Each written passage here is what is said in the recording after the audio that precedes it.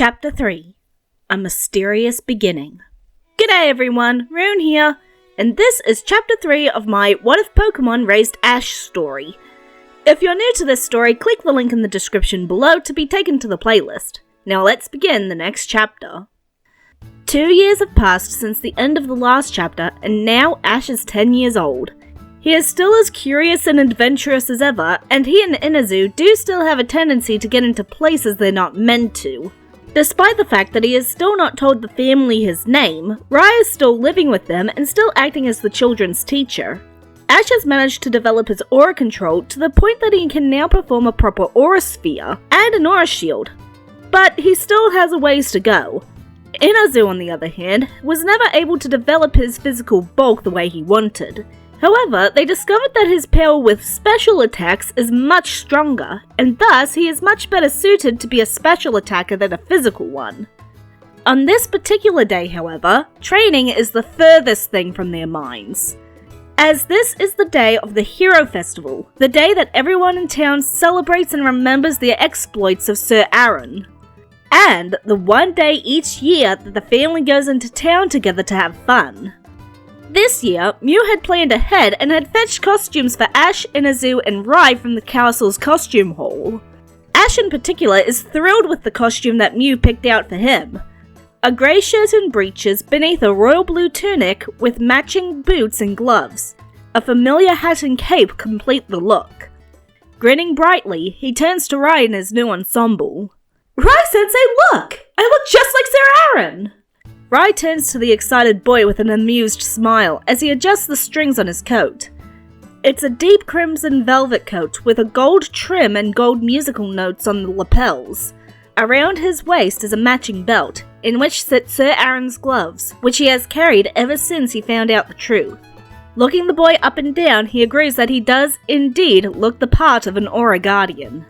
It is at this moment that Mew and Inazu come racing in, after Mew had just spent the last few minutes helping Inazu get into his costume.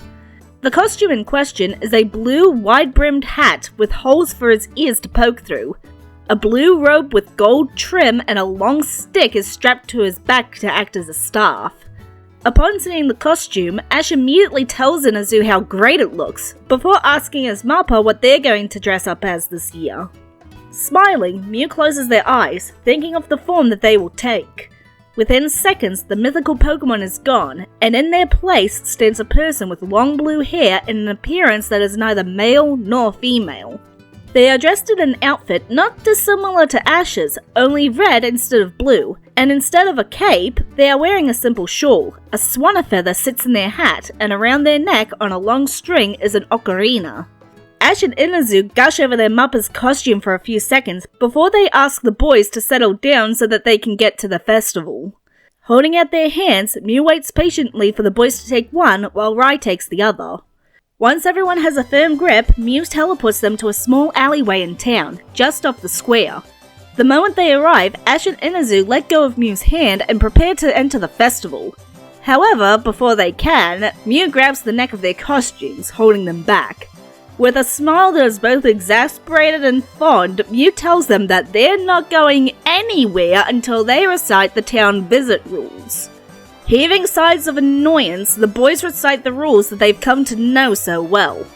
Don't leave the town. Call Mew or Rai if anything happens. Items and food in town cost money, which they don't have, so don't take anything unless it's being handed out by the vendors.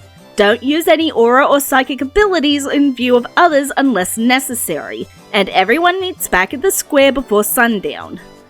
Giving a satisfied nod, Mew releases their sons, allowing them to go racing out of the alley and into the crowd, making their way to the arena where the festival tournament would soon be held. As Ash and Inazu run through the crowd, Ash finds himself colliding shoulders with a boy about his age.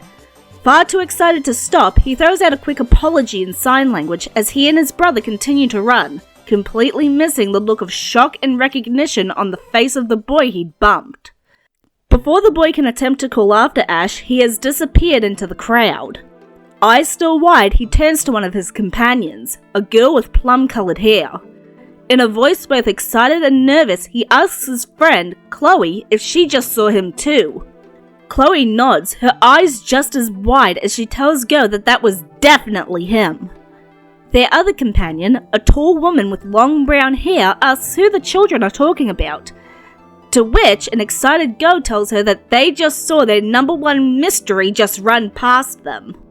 Unable to wait to share this news, Go immediately fishes out his Rotom phone and calls up their other friend.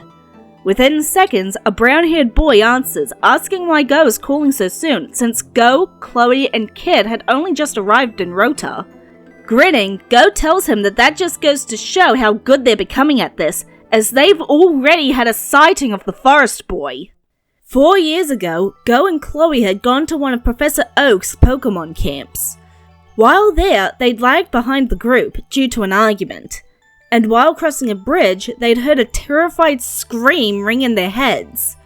Worried, Go had raced in the direction he felt the scream had come from, Chloe not far behind. Pushing through some bushes, they'd come face to face with a battle between a hulking Nidoking and a small pink Pokemon that neither of them had ever seen before. The pink Pokemon looked furious, face drawn in a scowl and eyes glowing bright blue. Go had stared at the scene, transfixed, until Chloe tapped his shoulder, drawing his attention and pointing to the other side of the battlefield. There sat a little boy about their age, with black hair and brown eyes. He was wearing a cloak that covered most of his body, and his hair was tied back in a small ponytail. He was clutching a Pichu in his arms and was staring at the fight in a state of shock, while blood dripped from a cut on his cheek. This was clearly the one who'd screamed for help and drawn them here. Before either child could attempt to make their way over to the boy, the pink Pokemon launched a powerful fire blast at the Nidoking, knocking it out cold. The moment the Nidoking was down, the pink Pokemon flew right over to the boy and Pichu, its expression now one of worry. It patted both of them frantically, supposedly looking for injuries before it closed its eyes and used Heal Pulse, healing the boy's cheek. After a few seconds, the boy seemed to finally recover from his shock and burst into tears, the Pichu close behind. In response, the pink Pokemon wrapped its short arms around them as best it could in a hug. It was at this point that Go recovered from his own shock and, failing to read the room, excitedly cheered that was the most amazing battle he'd ever seen.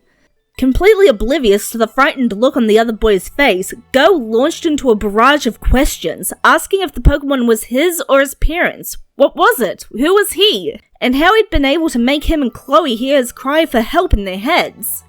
Instead of answering, the boy had simply moved closer to the unfamiliar Pokemon, which seemed to prompt it into changing its shape into an Arcanine. Climbing onto the Pokemon's back with the Pichu, the group had taken off at top speed. Despite both Go and Chloe's best efforts, there was no way they could keep up with the retreating trio.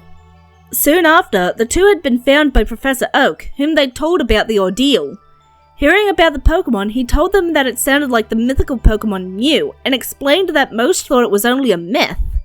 When the children mentioned the little boy they'd seen and described him, the old professor's eyes widened in shock before they filled with sadness. Shaking his head, he told the children that it was probably a Pokemon like Ditto pretending to be a human, before turning around and mumbling about something being impossible. This reaction only added to the children's curiosity and desire to know more. Why had the professor's demeanor suddenly changed like that when they brought up the boy? Why was the boy with such a rare Pokemon? Determined to get to the bottom of this mystery, the two had begun making plans to investigate the professor's lab. When the campers all returned to the lab, Go and Chloe had snuck off to see if they could find anything that would point them in the right direction. During this, they'd found an unlikely ally in the professor's own grandson, who had been sent to find them by his grandpa. Upon finding the two, he first demanded to know what they'd said to his grandpa, as he'd been in a somber mood ever since returning from the forest, and all the other kids said that it was because of them. Not wanting Gary to spoil their operation, the two explained to him what they'd seen in the forest and that they didn't know why mentioning the raven-haired boy had affected him so much. Hearing the description of the boy, Gary's eyes widened and he motions for them to follow him. Leading them to Professor Oak's office, Gary runs straight to one of the bookshelves and plucks a photo frame from it. Approaching Go and Chloe, he shows them the photo of a brown-haired woman and a black-haired baby. Go and Chloe stare at the infant in the woman's arms, his features a dead ringer for the boy they'd seen in the forest. Gary explains that this is a photo of the Catchums, a family that had been friends of his grandpa. 5 years ago, their house had burnt down in a mysterious fire, leaving nothing but a few charred bits of wood. It was presumed that the mother Delia and her son Ash had died in the fire. And even though the fire had been labelled suspicious, the investigation went nowhere. After that day, the three formed an unbreakable team, all determined to solve the mystery of the boy, whom they'd dubbed the Forest Boy, in lieu of anything better to call him. Knowing that journeying into the deeper parts of the forest without their own Pokemon would be far too dangerous, they'd agreed to postpone their real investigation until they were old enough to be trainers. Until then, they solved small, local mysteries, finding a lost Pokemon, item, or catching some small-time thieves. When they finally did become trainers, they were disappointed to discover that there had been no further sightings of Mew or the boy, meaning that they'd likely moved on. With no other leads, they focused on solving other mysteries, making several friends along the way, hoping that one day they'd come across a new lead during their travels. And luckily enough, they did. Having heard of the Rising Star mystery solvers, Kid Summers had offered them a gig as assistants for her next adventure to uncover the secrets of the Tree of Beginning. Already interested, the tweens jumped at the mention that the Tree of Beginning is said to be where Mew resides. Back in the present, Gary is shocked that Go and Chloe have spotted the boy already. They haven't even been in Rota for an hour. But it also proves that they're definitely on the right track this time. Typing away at his computer as he talks to his friend, Gary tells them that it's not likely they're going to spot the boy again now that they've lost sight of him. The festival is full of people, and from what Ghost said, it sounds like he's in costume like everyone else there. So the chances of being able to pick the boy out from the crowd are low. He pauses for a moment to accept a cup of tea being handed to him by his Charmeleon as he thinks the situation over. Eventually, he suggests that they simply enjoy the festival for now. They're not meant to be going to the Tree of Beginning until tomorrow, so they might as well take the time to relax since the festival only happens once a year. Go and Chloe give a unified agreement before bidding Gary goodbye. As soon as the call is ended, Go proclaims that he wants to give the tournament that the festival is hosting a shot, which causes Chloe to give an exasperated smile. Of course you do. Back over with Ash and Inazu, they've arrived at the viewing platform for the tournament after stopping to get some snacks from a store that was handing out free samples. After finding a good spot to watch from, they make themselves comfortable, sitting on the banister. Nibbling on their snacks, they watch as Queen Eileen opens the tournament, with the first two trainers entering the field. One of the trainers is dressed as a page and is fighting with a Breloom, while the other is dressed as a squire and is fighting alongside a rabbit Pokemon that Ash doesn't recognize. Ash frowns as he looks at the boy dressed as a squire. He feels like he's seen him somewhere before but can't quite put his finger on it. His attention is drawn back to the battle and he and Inazu begin to silently cheer. Well, Ash cheers silently. The tournament continues with the Squire Boy and his partner rising the ranks to the finals. Ash becomes so engrossed in the tournament that he almost falls off the banister. Eventually, the Squire Boy and his partner win the finals against a woman wearing the armor of a knight and her Weavile. Ash and Inazu clap happily for his victory before looking up to see that the sun is beginning to set. Sliding off the banister, they begin to make their way back to the town square, completely unaware of the eyes watching them as they leave the stadium. They soon reach the fountain when they see Rai and Mew waiting for them.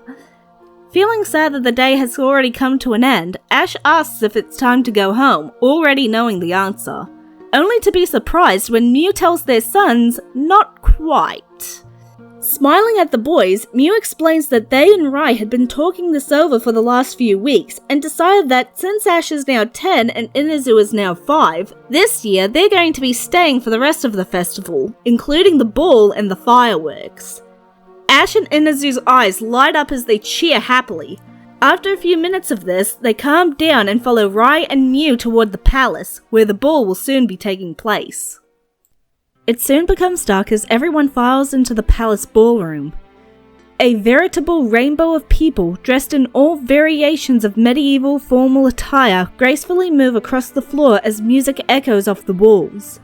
Ash dances in a circle with his family, his movements slightly clumsy as he's never danced before, but still having the time of his life. When they stop for a few minutes to catch their breath, Ash looks around the ballroom, taking in the sights and sounds. He smiles as he sees the image of Sir Aaron and Lucario hanging on the wall near the throne. Rai had told him in Inazu that those still images are called paintings, and they're made with a material called paint. Ash would really like to see one get made one day. He shifts his gaze slightly and his eyes land on the black-haired boy that won the tournament. He's sitting in a fancy-looking chair, looking bored out of his mind. Tapping Rai's shoulder, Ash points to the boy, asking why he's just sitting there and not joining in on the fun. Looking over to the boy, Rai mulls it over before telling Ash that he's probably not allowed to. He explains that the place where the chair is right where Sir Aaron had used to sit when he attended balls. As an Aura Guardian and a close friend of the Queen, it was his duty to preside over these events. That means sitting and looking dignified while everyone enjoyed the event. As the festival is trying to emulate those days, the boy in the chair is probably meant to be Sir Aaron's stand-in. Ash frowns. That doesn't sound very fair to him. What's the point of attending a party if you can't even enjoy yourself? Turning back to the boy, he takes a good look at him before noticing the maid next to him. She's probably the one that's making sure that he stays in his seat. Taking a quick glance at Rai and his mappa to make sure they're not watching, Ash signals for Inazu to follow him before slipping through the crowd of people. Go sighs as he sits in his seat. If he'd known that winning the tournament and becoming the Aura Guardian of the Year meant sitting in a chair all night while everyone else had fun, he would have skipped it. He'd let out his Pokemon to enjoy the ball earlier, and oh how he wishes he could join them. He can't even try to look at the giant painting of Sir Aaron hanging above him because every time he tries, the buzzkill maid clears her throat, telling him, without words, to stop squirming and act like an adult. He's 10 years old! He shouldn't have to act like an adult for at least another 3 years! This is so unfair! He's just beginning to contemplate the merits of staging an escape when he spots some movement out the corner of his eye. Seconds later, the maid gives a startled cry, drawing his attention. Whipping his head around, he's just in time to see a Pikachu dressed up like a wizard snatching the maid's glasses before dashing away, laughing. The maid gives chase, calling for the little troublemaker to return her glasses. Before Go can process what just happened, a hand grabs his wrist and pulls him out of his chair. Turning back around, his eyes widen as he sees the forest boy in front of him, hand on his wrist and pulling him away from where he'd been sitting for the last hour. The boy pulls him through the crowd until they completely lose sight of the throne platform. There, he pulls Go to the side out of the way of the partygoers and lets go of his wrist. Go opens his mouth to say something, only for the boy to hold up a finger in a one-moment gesture. A few minutes later, the Pikachu from earlier comes running through the crowd before jumping onto the boy's shoulder, causing him to smile. With that, the boy looks at Go expectantly, waiting for him to say what he'd been about to earlier. For a moment, Go just stands there, completely speechless. He's been waiting years to ask this kid about who he is, why he was with Mew and so many others. But now that the moment is here, he can't think of where to start. Eventually, his mind settles on one of the most irrelevant questions he has. Why did you do that? The boy begins to move his hands in what Go guesses is sign language, which he does not understand at all. He explains this to the boy with an apology. The boy frowns in thought for a moment, before throwing his head back, mouth open, and giving a loud, fake snore before pointing at Go. Go blinks for a second before puzzling out what the boy is trying to say. I looked bored? The boy nods, beaming. Then, he grabs Go's hand and drags him onto the dance floor. There, he begins to show Go a dance that looks very old, with the help of the Pikachu, silently encouraging Go to join in. With a small smile, Go does so, going through the motions of the dance with only the occasional stumble. They dance for several happy, fun minutes before the boy's head snaps up and he looks to the far end of the ballroom. Turning back to Go, he smiles and gives a wave before running through the crowd to the other end. Go can only watch in stunned silence as the forest boy leaves. A few minutes later, the realization of what just happened suddenly hits him. Darn it! I didn't even ask him his name! Before he can try to go after the forest boy, the maid comes up to him, placing a firm hand on his shoulder. Frowning in clear irritation, she begins to drag him back to the front of the ballroom. All the way, she rambles about how she's never had to deal with a less refined Aura Guardian in all her life, and that Go needs to open the fireworks. All the while, Go cranes his neck to look towards where the boy and his Pikachu had gone, wondering if he'll get another chance to solve the Pokemon Mystery Club's biggest case. And that, everyone, is where I'm going to leave the story for now. Join me next time as we see the Pokemon Mystery Club begin their investigation of the Tree of Beginning and things begin to get very complicated for the Mew family. I'm Rune, see you next chapter.